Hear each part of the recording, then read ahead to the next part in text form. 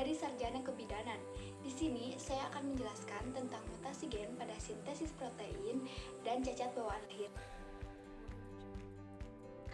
Mutasi adalah perubahan yang terjadi pada bahan genetik, baik pada taraf tingkatan gen ataupun pada tingkatan kromosom. Mutasi pada tingkatan gen disebut dengan mutasi titik, sedangkan mutasi pada tingkatan kromosoma biasanya disebut dengan aberasi. Mutasi gen adalah perubahan urutan 1 atau 2 pasang basa DNA yang menyusun gen. Mutasi gen terjadi selama proses translasi ataupun transkripsi pada saat sintesis protein. Mutasi gen atau urutan nukleotida mungkin mengakibatkan tidak aktif atau tidak terbentuknya protein penting. Mutasi gen pada dasarnya adalah mutasi titik. Selanjutnya kita akan mengenal tentang jenis-jenis mutasi. Yang pertama ada yang berdasarkan kejadiannya, yaitu mutasi spontan, perubahan materi genetik yang terjadi akibat adanya sesuatu pengaruh yang tidak jelas, baik dari lingkungan luar ataupun dari internal organisme itu sendiri. Mutasi ini terjadi di alam secara alami dan kebetulan. Selain mutasi spontan, ada juga yang disebut dengan mutasi induksi atau mutasi terinduksi. Mutasi ini adalah mutasi yang terjadi akibat paparan dari sesuatu yang jelas, misalnya paparan dari sinar UV. Secara mendasar, terdapat atau tidak adanya perbedaan antara mutasi yang terjadi secara alami dan mutasi hasil induksi. Yang kedua, ada yang berdasarkan jenis sel yang bermutasi. Yang pertama ada mutasi isomatik. Mutasi isomatik adalah mutasi yang terjadi pada sel-sel somatik. Mutasi somatik dapat diturunkan dan dapat juga tidak diturunkan. Mutasi ini dapat dialami di embrio atau janin maupun dewasa. Jika terjadi di embrio atau janin, maka akan menyebabkan cacat bawaan, dan jika terjadi di dewasa, maka akan menyebabkan kanker. Nah, yang kedua bisa dilihat mutasi gametik atau mutasi germinal. Mutasi gametik atau mutasi germinal ini terjadi pada sel gamet. Karena terjadi pada sel gamet, maka akan diwariskan oleh keturunannya. Bila mutasi tersebut bersifat dominan, maka akan terekspresi pada keturunannya. Namun, jika bersifat resesif, maka ekspresinya akan bersembunyi. Nah, yang terakhir ada yang berdasarkan perubahan kode genetik atau jenis mutasi gen. Salah satunya yang pertama yaitu mutasi salah arti. Mutasi salah arti adalah perubahan suatu kode genetik umumnya pada posisi 1 dan 2 pada kodon, sehingga menyebabkan asam amino yang terkait pada polipeptida berubah. Perubahan pada asam amino dapat menghasilkan fenotip muatan apabila asam amino yang berubah merupakan asam amino esensial bagi protein tersebut. Jenis mutasi ini disebabkan oleh peristiwa transisi dan transversi. Yang kedua ada mutasi diam atau silent mutation, yaitu perubahan suatu pasangan basa dalam gen pada posisi 3 kodon yang menimbulkan perubahan suatu kode genetik tetapi tidak mengakibatkan perubahan atau pergantian asam amino yang dikode. Mutasi diam biasanya disebabkan karena terjadinya mutasi transisi dan transversi. Yang ketiga ada mutasi tanpa arti. Mutasi tanpa arti yaitu perubahan kodon asam amino tertentu menjadi kodon stop yang mengakhiri rantai, mengakibatkan berakhirnya pembentukan protein sebelum waktunya selama transisi. Dengan kata lain, mutasi tanpa arti terjadi perubahan kodon triplet dari kode basa N asam amino tetapi tidak mengakibatkan kesalahan pembentukan protein. Hasilnya adalah suatu polipeptida tak lengkap yang tidak berfungsi. Hampir semua mutasi tanpa arti mengarah pada inaktifnya suatu protein sehingga menghasilkan fenotip mutan. Mutasi ini terjadi baik oleh transisi, transversi, delesi, atau insersi. Nah, yang terakhir ada mutasi pergeseran kerangka atau perubahan rangka baca. Mutasi ini merupakan akibat dari perubahan atau kehilangan satu atau lebih nukleotida dalam suatu gen. Hal ini mengakibatkan bergesernya kerangka pembacaan. Selama berlangsungnya sintesis protein, pembaca sandi genetis dimulai dari satu ujung acuan protein yaitu mRNA dan dibaca sebagai satuan 3 basa secara berurutan. Karena itu, mutasi pergeseran kerangka pada umumnya menyebabkan terbentuknya protein yang tidak berfungsi sebagai akibat disintesisnya rangkaian asam amino yang sama sekali baru dari pembacaan rangkaian nukleotida mRNA yang telah bergeser kerangkanya yang ditranskripsikan dari mutasi pada DNA sel. Nah, selanjutnya kita akan mengenal tentang proses mutasi. Ada yang menurut tipe atau macam sel yang mengalami mutasi. Yang pertama ada mutasi somatis. Mutasi somatis yaitu mutasi yang terjadi pada sel-sel tubuh atau sel soma. Mutasi somatis kurang mempunyai arti genetis. Dan yang kedua ada mutasi germina, yaitu mutasi yang terjadi pada sel kelamin atau gamet sehingga dapat diturunkan. Selanjutnya ada yang menurut sifat genetiknya, ada mutasi dominan dan mutasi resesif. Mutasi dominan terlihat pengaruhnya dalam keadaan heterozigot, sedangkan mutasi resesif pada organisme diploid tidak akan diketahui selama dalam keadaan heterozigot, kecuali resesif pautan seks. Namun, pada organisme haploid yaitu monoploid, seperti virus dan bakteri, pengaruh mutasi dominan dan juga resesif dapat dilihat pada fenotip virus dan bakteri tersebut. Nah, selanjutnya ada proses mutasi menurut arah mutasinya. Ada mutasi maju dan mutasi balik. Mutasi maju yaitu mutasi dari fenotip normal menjadi abnormal, sedangkan mutasi balik yaitu peristiwa mutasi yang mengembalikan dari fenotip tidak normal menjadi fenotip normal.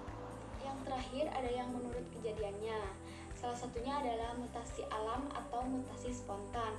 Mutasi yang penyebabnya tidak diketahui, terjadi di alam secara alami atau spontan, secara kebetulan dan jarang terjadi. Contohnya adalah mutagen alam adalah sinar kosmis, radioaktif alam, dan sinar ultraviolet. Yang kedua, ada mutasi buatan terjadi dengan adanya campuran tangan manusia, proses perubahan gen atau kromosom secara sengaja diusahakan oleh manusia dengan zat kimia, sinar X, radiasi, dan sebagainya. Penyebab mutasi gen atau mutasi titik adalah sebagai berikut. Yang pertama, kesalahan selama replikasi DNA oleh mutagen.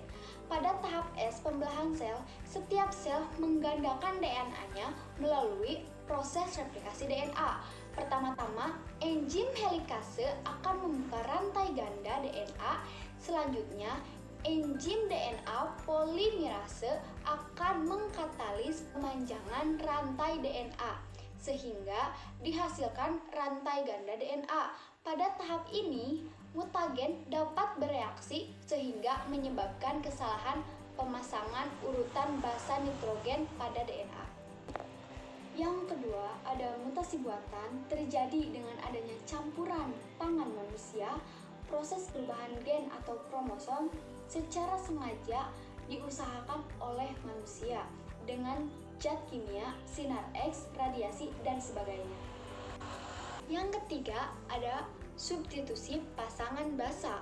Substitusi pasangan basa merupakan pergantian basa nitrogen dengan basa nitrogen lain. Substitusi pasangan basa dibedakan menjadi transisi dan transversi. Penyebab yang terakhir yaitu penambahan jumlah basa mutasi gen. dapat disebabkan karena terjadinya perubahan jumlah basa nitrogen akibat peristiwa adisi, insersi, maupun delesi. Sekarang kita menuju sintesis protein.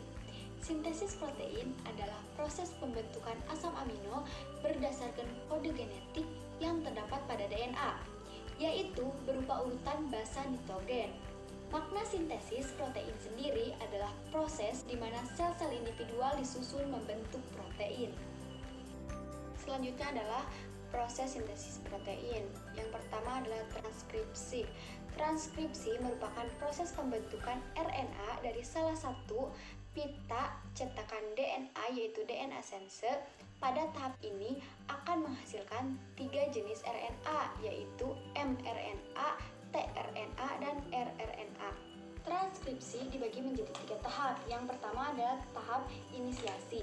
RNA polimerase terikat pada untayan DNA yang disebut promoter yang ditemukan di dekat awal dari suatu gen. Setiap gen mempunyai promoternya tersendiri. Setelah terikat, RNA polimerase memisahkan untayan ganda DNA, menyediakan template atau cetakan untayan tunggal yang siap untuk ditranskripsikan. Yang kedua adalah elongasi. Satu untayan DNA, untayan cetakan, bertindak sebagai cetakan untuk digunakan oleh enzim RNA polimerase.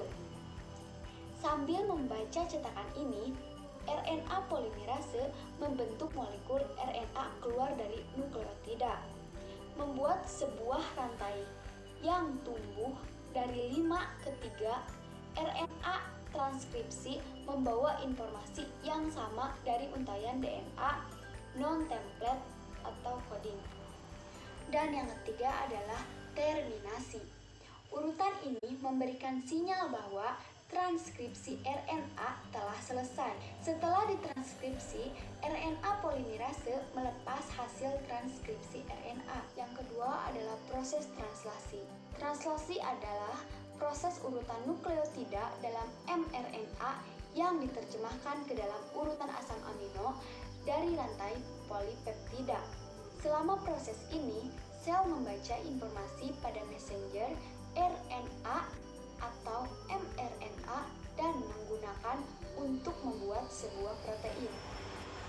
Ada 20 macam jenis asam amino yang dibutuhkan untuk dapat membentuk protein yang berasal dari terjemahan kodon mRNA pada mRNA. Instruksi untuk membuat polipeptida adalah RNA nukleotida adenin, urasil, sitosin, guanin yang disebut kodon, kemudian akan menghasilkan rantai polipeptida yang lebih spesifik. Translasi juga dibagi menjadi 3 tahap. Yang pertama adalah tahap awal atau inisiasi. Pada tahap ini, ribosom merakit di sekitar mRNA untuk dibaca dan tRNA pertama yang membawa asam amino metionin yang cocok dengan start codon, adenin, urasil, dan guanin. Bagian ini diperlukan agar tahap translasi bisa dimulai. Yang kedua adalah elongasi atau memperpanjang rantai. Elongasi atau memperpanjang rantai ini adalah tahap di mana rantai asam amino diperpanjang. Di sini mRNA dibaca satu kodon sekali dan asam amino yang sesuai dengan kodon ditambahkan ke rantai protein. Selama elongasi, tRNA bergerak melewati situs A, P, dan E dari ribosom. Proses ini diulang terus-menerus saat kodon baru dibaca dan asam amino baru ditambahkan ke rantai. Tahap terakhir adalah terminasi. Terminasi ini adalah tahap di mana rantai polipeptida dilepaskan.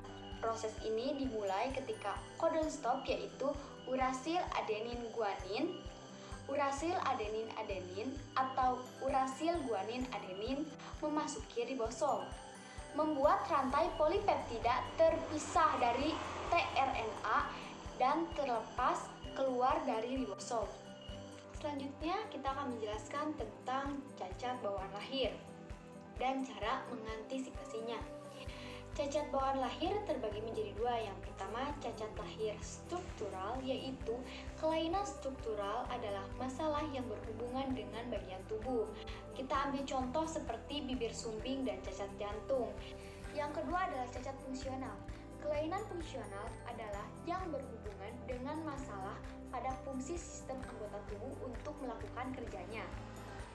Ketidakmampuan dalam berkembang yang mencakup perkembangan saraf dan pada otak, seperti autisme dan Down syndrome. Penyebab dari cacat bawaan lahir yang pertama adalah faktor genetik, masalah kromosom, gaya hidup lingkungan, infeksi, paparan obat atau bahan kimia, merokok dan meminum alkohol saat hamil, juga ibu obesitas. Nah, ini adalah yang kita tunggu-tunggu. Yang terakhir adalah cara mengantisipasi cacat bawaan lahir. Yang pertama adalah menghindari diet. Seperti yang kita tahu bahwa ibu hamil pasti berat badannya akan naik.